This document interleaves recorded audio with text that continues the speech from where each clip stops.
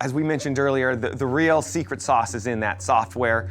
It always has been with Q-SYS, and this is really no different.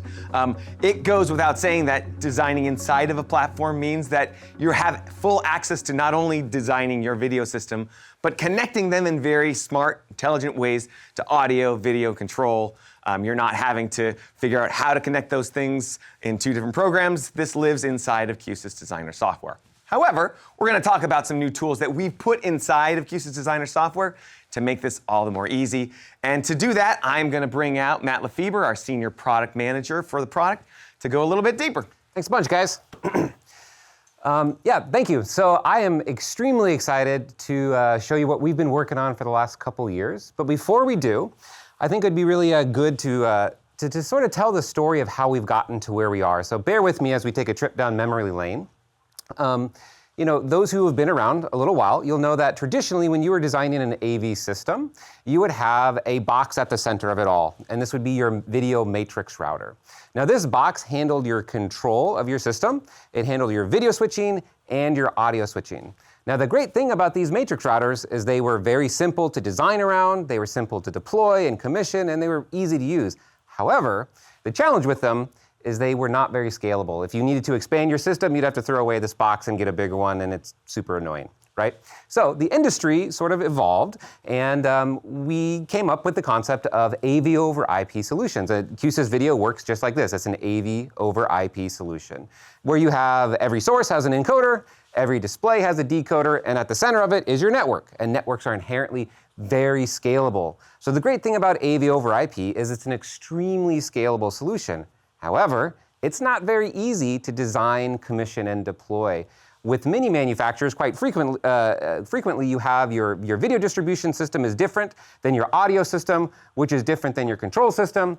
And since these systems are built for scale, you frequently have hundreds and hundreds of endpoints all connected through this large video matrix interface behind me. It's very difficult to wrap your head around, to understand what's going on. It's not a great experience. So when we decided to build a video system designed for scale, we wanted to get the best of both worlds. We wanted that video router experience with AV over IP. So we came up with a concept called a routing group.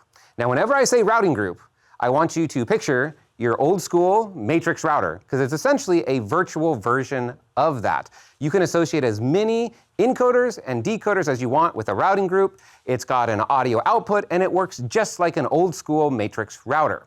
Now, I would like to introduce James Martin from our UK team. He's going to walk you through the software and show you a little bit more how it works. James?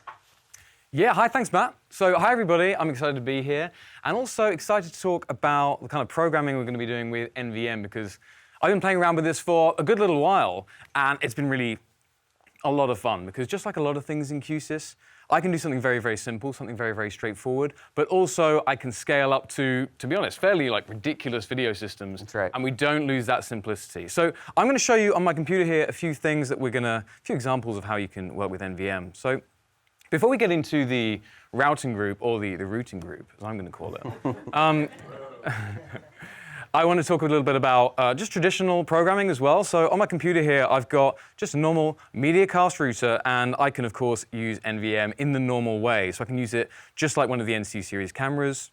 I don't have to be using this new scalable approach, but I probably want to, because as soon as I go over to a routing group, I can actually do much larger systems even more easily. And all we do for a group is we basically just take our encoders and our decoders in the inventory, and we just associate them with the group. We just say, these encoders and these decoders, they are part of this group. And when we do that, we don't need to wire anything up. So I've gone to another page here.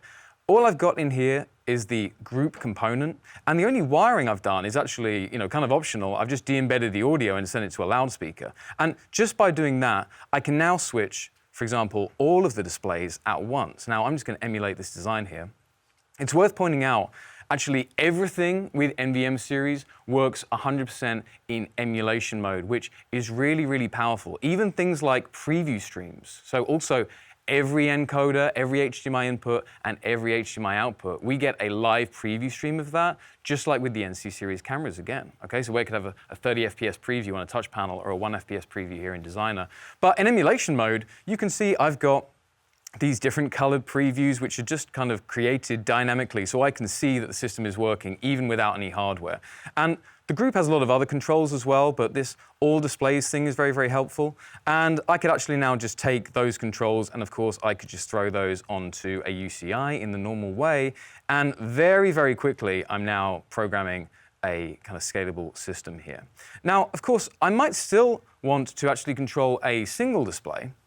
So if I want to do that, I could just drag in that display component. So right here, I've got a display for decoder 2. I can then switch all displays over here, and inside this component, I could actually be switching that specific display. But of course, the thing is, Matt, that's all well and good, right? I can have all displays or that specific display. But what if, for example, I want to access all of the displays in the group, or any one of the individual displays in the group, or maybe I want to access any display across the whole design, across many groups? I'd be back to this kind of thing where I'm dragging in every single component for those. So I'm guessing there's a more scalable approach I can take for that. That's correct. So we came up with a concept called the proxy control. And so the proxy control does exactly what it sounds like. It allows you to proxy the control of any device in your system, whether it's placed in your schematic or not. So essentially, it allows you to tune into any display, control that display, and the sources connected to it. Now, I admit, this is a bit difficult to wrap your head around. And so when I'm trying to describe something difficult, I think to myself, how would I explain this to my mother? And I think the best analogy I can come up with is something that she can sometimes use some of the time, and that's her TV remote control, okay? And so when I say proxy control, I want you to think of your universal remote control, because that's essentially what it is. You think of your TV at home.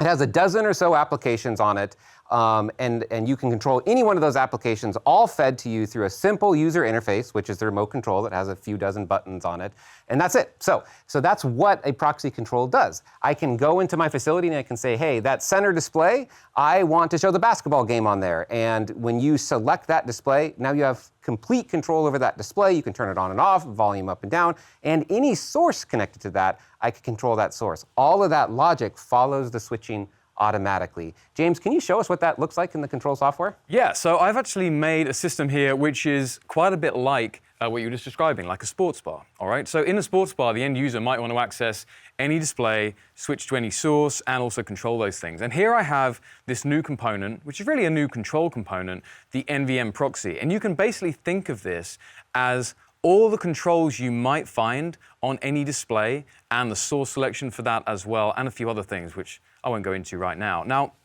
it can be pointed anywhere we want. So just with this one set of controls, I can point it anywhere and have access to all these different displays. So that could scale across a massive, massive system. I'm just using it here quite simply. So I can select different displays that are on different decoders on the left here, and then whichever one I'm selecting, firstly, I've got the source selection for that. So on the right here, you can see I've got my 4 previews for my 4 sources, and whichever one I select shows up in this big preview as the currently selected source. And this is something I've just put together in the Q-SYS designer schematic, but of course I can go to a UCI like this, a bit more friendly looking, better for an end user. So again, let's select the display, select the source, really, really easy to do that. And this is just using a single component, the proxy.